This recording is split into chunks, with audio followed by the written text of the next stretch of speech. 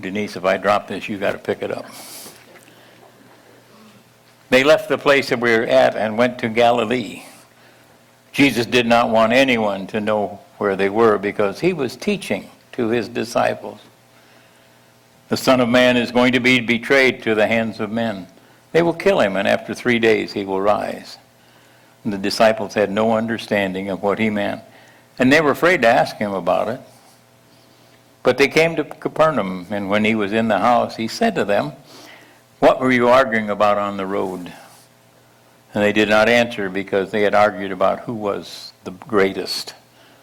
Jesus called the 12 to him and said, "If anyone wants to be first, he must be the last, the servant of all." He took a little child and had him stand among them, then took him in his arms and said to them, "Whoever welcomes one of these little children in my name welcomes me. Whoever welcomes me does not welcome me, but the one who sent me." The word from the Lord in the house of the Lord.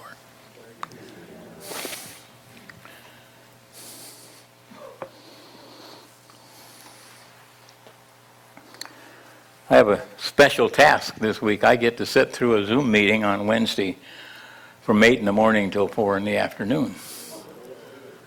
But one of the tasks we will be striving to accomplish is to bring up to current status a lay minister named Ernest Snukas, who has had her candidacy renewed, and we will be voting on her continuing in that category. She is already enrolled in licensing school, and if we on the committee, this learned group that I am part of, if we vote to continue her candidacy, she will be eligible to be licensed as a local pastor in about 8 weeks. So I know she's going to have a couple of votes on her side because I know the superintendent wants it too. So wisdom is a precious thing. It's the old story of the guy who went to his boss and he said, "You make a lot of good decisions." He said, How do you find the wisdom to make good decisions? And he said, "Experience." We said, how do you get the experience to learn to make good decisions? And he said, "Make bad decisions." That'll bring you up to date on where your wisdom comes from. And there's a difference between knowing and knowledge and wisdom, because wisdom is being able to apply that which we have, that which we carry in us always. Jesus said to his disciples, "If anyone brings a child to me," and he was not talking about little children. He was talking about babes in faith, talking about children in a relationship with him. He said, if anybody brings someone to me who is that young and naive in their faith, that's a special thing. That's a special bit of wisdom with Jesus that person will have. But wisdom is such a fragile thing.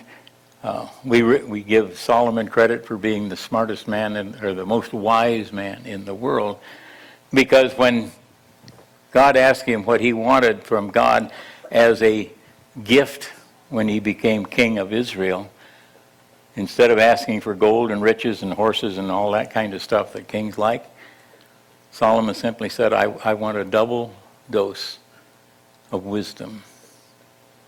And God said, since you ask not for what you would have for you, but what you would have for my kingdom, I will give you double that which you seek.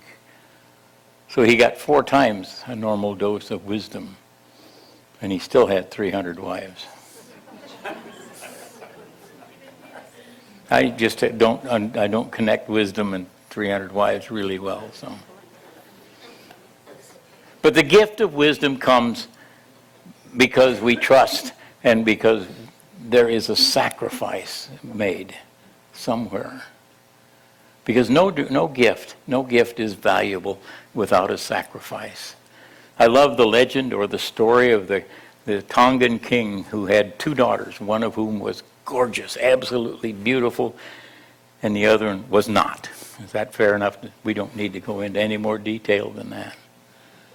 And he heard that there was a prince from another island coming to woo his daughter. And he had let it be known that his beautiful daughter was a 6-cow bride. In other words, if you wanted to court his daughter, you had to give him at least 6 cows. Well, the prince from the other island showed up with 8 cows and presented them to the king and went to the other daughter to marry her. And the other daughter left the home of the king with a smile on her face and standing as tall as she could, as proud as she could be, because somebody deemed her worthy of 8 cows. You see, it wasn't physical beauty, it wasn't natural gifts, but it was the gift of love that was given to her that made her beautiful. And the gift of love is something that carries so much beauty with it, and yet a gift to be worthwhile must be connected to some sacrifice. We heard the story in the Bible of the rich man who stood at the side of the offering place and said, "See what I'm giving. I'm giving a huge amount of money here to the church," which is okay if you'd want to do that. But the widow, with her mite, stood at the other side and said, "Oh Lord, if I could only give more, but this is all I have." And Jesus said, "Which gift is most blessed?" And if we want to look at sacrifice, look at the gift of the Magi. Are you familiar with O. Henry's story of the girl with the gorgeous, gorgeous, gorgeous hair of which she was so proud, and her new young husband who had a precious, precious watch? And at Christmas time, when it came time for them to exchange gifts, she had sold her hair to buy a gold chain for her husband's watch, who had sold his watch to buy a gold comb for his wife. On their anniversary, Dan Hicks' wife made the gift of a kidney. Probably, almost assuredly, the gift of life. No gift is precious unless there is a sacrifice. And that's what Jesus said to his disciples. "I will be given up to men, and they will put me to death, and I will rise because I must make the sacrifice of myself so that I can give to you the most precious gift, the gift of being loved by God forever." Without sacrifice, a gift is almost meaningless. Oh, I can reach in my pocket, and I guess all I got is a car. I can't give you the fob for my car. I'm sorry about that. That would be too big a sacrifice.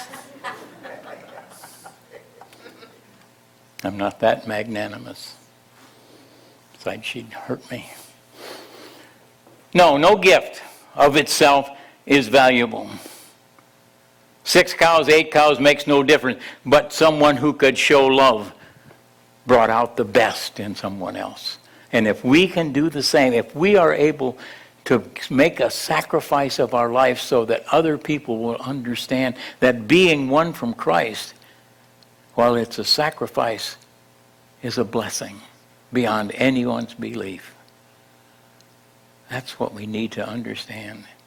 And that's what wisdom brings us, an understanding of that which we can give. The bride and groom at the wedding we went to met in kindergarten. They went through Catholic grade school together. They went through Catholic high school together. He went to Villanova University, and she got smart enough to go to the University of Wisconsin. And all these years, they've known each other for 27 years, and they got married. And I look back, Friday, I did a service for a lady who passed at 61, who had been married to her husband for 40 years, but had been with him for 45 years, because he met her when she was a freshman in high school. I can go beyond 40 years. I met that lady Christmas time in 1952. And she isn't tired of, well, I can't say that. I almost said she's not tired of me yet, but you'll have to ask her about that.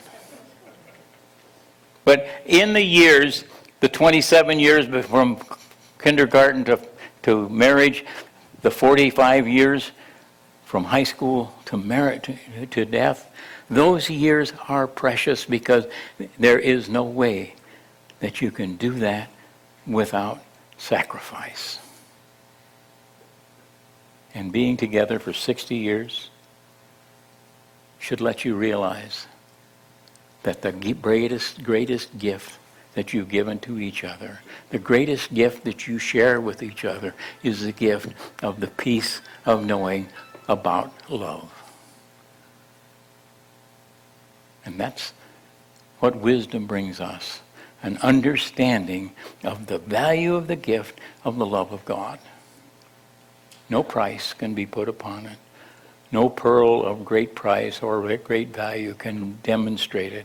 Only by being willing to make the sacrifice necessary for love to abide can it bring us peace.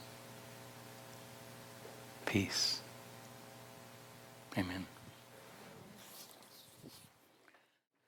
The sacrifices we make are not even noticeable sometimes, but the giving up of ourselves for those around us is what Christ did, what he asked us to do, that he might grant to you that peace eternal that goes beyond our understanding.